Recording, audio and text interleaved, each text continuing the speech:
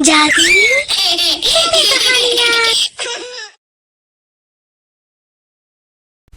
छी छी छी, क्यों रे मोहनलाल, तुमने तो कहा था मेरी बेटी जरा सी सांवली है, मगर ये तो चलती फिरती कोयले की खदान है। ऊपर से चेहरे में दाग, जैसे कोढ़ की बीमारी ने धर पकड़ लिया हो। मुझे ये सौदा मंजूर नहीं है, चलता हूँ। अरे मनीष, मेरी बेटी को ऐसे ठुकरा कर ना जाओ मनीष। ऐसा मंजर देखकर आशा कहती है, देखा पिताजी, आज ये भी नौबत आ गई कि आपकी बदसूरत बेटी को 50 साल के शख्स ने भी ठुकरा दिया। शायद मेरी काली कोरी हथेलियों में ब्याह की रेखा नहीं खींची। तू मन छोटा मत कर मेरी बच्ची, देखना वो दिन जरूर आएगा जब तू दुल्हन बनेगी। ऐसा कहते ही मोहनलाल रोने लगता है।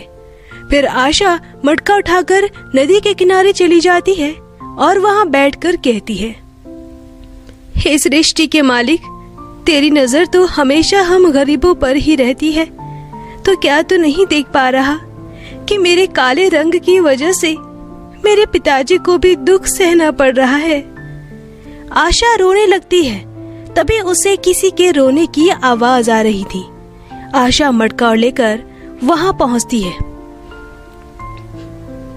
पानी पानी। अरे, ये आवाज तो इस हिरनी की है, शायद ये प्यासी है।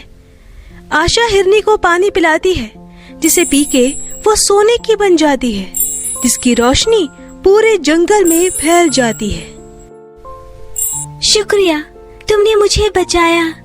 मैं एक जादुई हिरनी हूँ जो प्यास की ललत में मूर्छित हो गई थी। अगर तुम मुझे नहीं बचाती तो शायद मेरी मौत हो जाती। तुम्हें जीवन में खुशियाँ मिले। मत दो मुझे ये अभिशाप भरा आशीर्वाद। मैं बदनसीब बेमकसद जी रही हूँ। मेरे काले रंग के कारण कोई मेरा हाथ नहीं थामना चाहता। सभी मुझे ठुकरा कर चले जाते हैं। ये सुनकर हिरनी उसे वरदान देती है। आशा, मैं तुम्हें वरदान देती हूँ, जब भी तुम लाल रंग के कपड़े पहनोगी तुम अप्सरा की तरह खिल उठोगी। वो लाल रंग ही तुम्हारे स्वाभिमान का श्रृंगार बनेगा। मगर याद रखना, ये जादू सिर्फ लाल रंग के कपड़े पर ही काम करेगा। थोड़ी देर बाद आशा घर लौट आती है।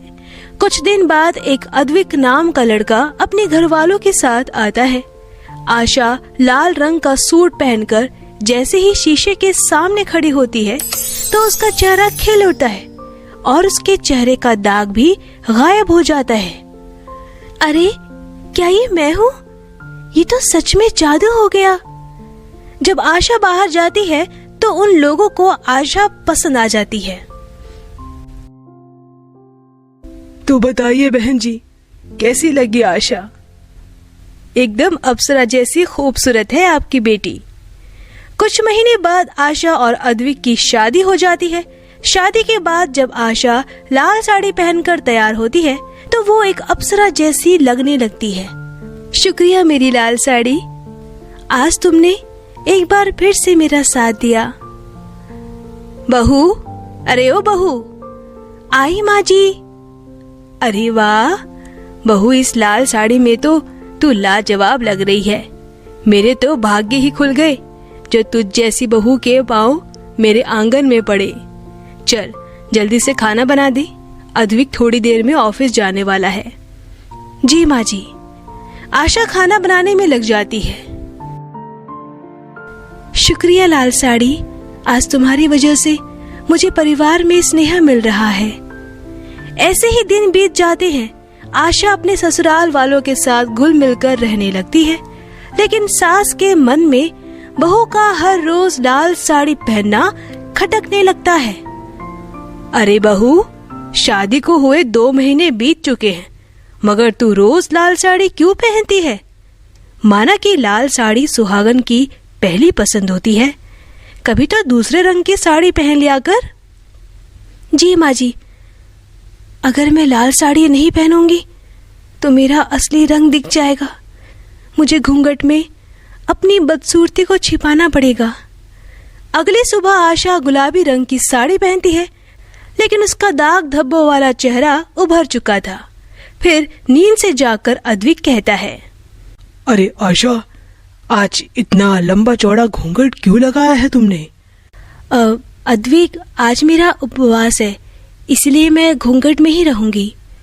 अद्विक आसानी से आशा की झूठी बातों में आ जाता है। जब आशा किचन में जाती है तो उसकी सास कहती है, अरे बहू, आज तूने घूंघट किया है, पर क्यों? शादी के बाद तो तूने कभी घूंघट नहीं किया। तुझे इस घूंघट में घुटने की कोई जरूरत नहीं है। ये सुनकर आशा घबरा जाती है।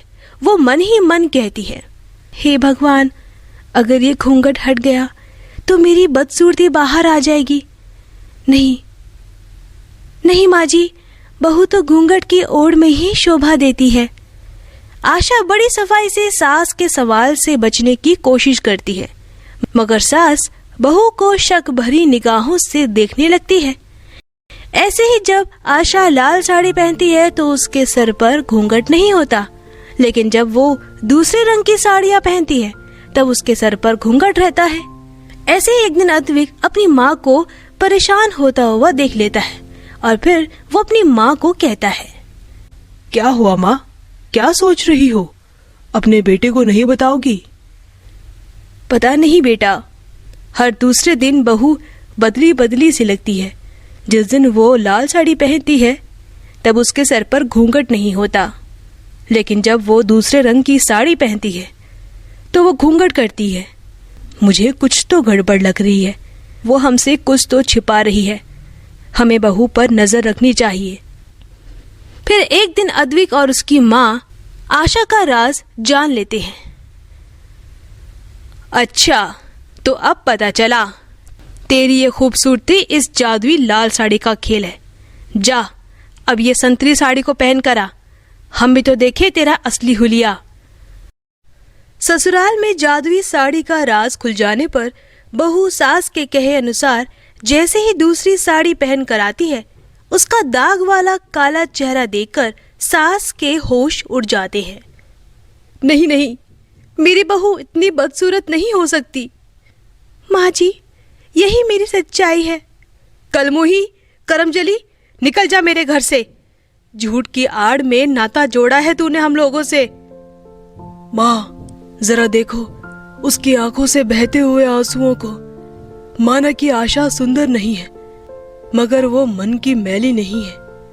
उसने बहू की जिम्मेदारी बहुत अच्छे से निभाई है माँ। आपका बहुत अच्छे से ख्याल रखा है उसने। बेटे की बात सुनकर सास के मन में घुला जहर मिट जाता है और उसका मन पसीज पड़ता है। बहू, मुझे माफ कर दे। तेरे रूप के बोझिलता में ऐसी भर गई थी कि तेरे मन की हालत जान न सकी, तो हम पर जान छिड़कती है। मगर मैंने तेरे रंग रूप को लेके न जाने क्या क्या कह दिया। मैं सास बनने में चूक गई। तू मुझे इसी सूरत में स्वीकार है। तू मेरे घर आंगन की तुलसी है। उसके बाद तीनों हंसी खुशी रहने लगे। तो दोस्तों, अगर आपको हमारी कहानी पसंद आई हो तो इसे लाइक करना और शेयर करना और हमारे चैनल को सब्सक्राइब करना मत भूलना।